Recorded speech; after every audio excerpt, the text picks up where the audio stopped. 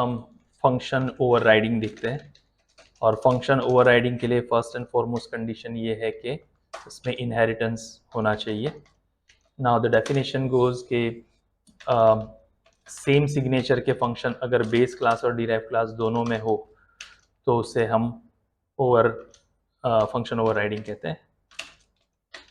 हम क्विकली दो क्लास बना लेते हैं। ये मैंने क्लास ए जो कि बेस क्लास की तरह एक्ट करेगा, और एक और क्लास बना लेते हैं क्लास बी जो कि डिराइव क्लास की तरह एक्ट करेगा, और पब्लिकली इसको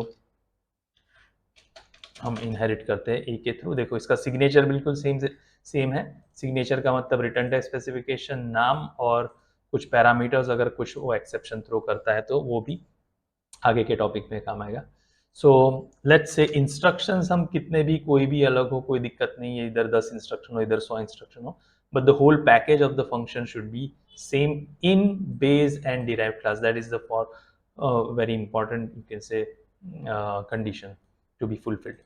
Now फटाफट हम मेन डिफाइन कर देते हैं बी का ऑब्जेक्ट b1 डॉट मैं फन करूँ तो बट ऑफ कोर्स वो खुद की क्लास में ही पहले ढूंढेगा, नहीं मिलता है तो ऊपर की क्लास में आता है, और यहाँ नहीं मिलेगा तो उसके ऊपर की क्लास में जाएगा। बट ये सिनेरियो नहीं है, अभी खुद की क्लास में ही मिल जा रहा है तो हम 100 बार भी कॉल कर ले तो वो इसको ही इन्वोक करेगा b1 के थ्रू। लेकिन लेट्स से b1 इसको भी तो कॉल कर सकता है, तो हमको सिर्फ मेंबरशिप रिजॉल्व करना है कि हमें जो फन कॉल करना है वो कौन सा वाला फन।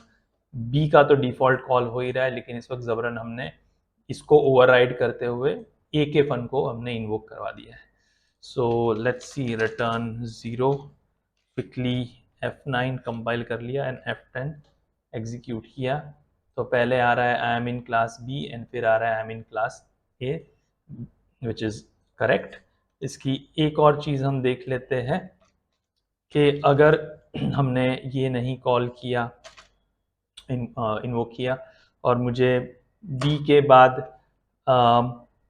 ऊपर जो फन है ए में उसको कॉल करना है, तो अगर मैं यहाँ फन लिखूँ तो ये तो इनफाइनाइट रिकर्जन हो जाएगा।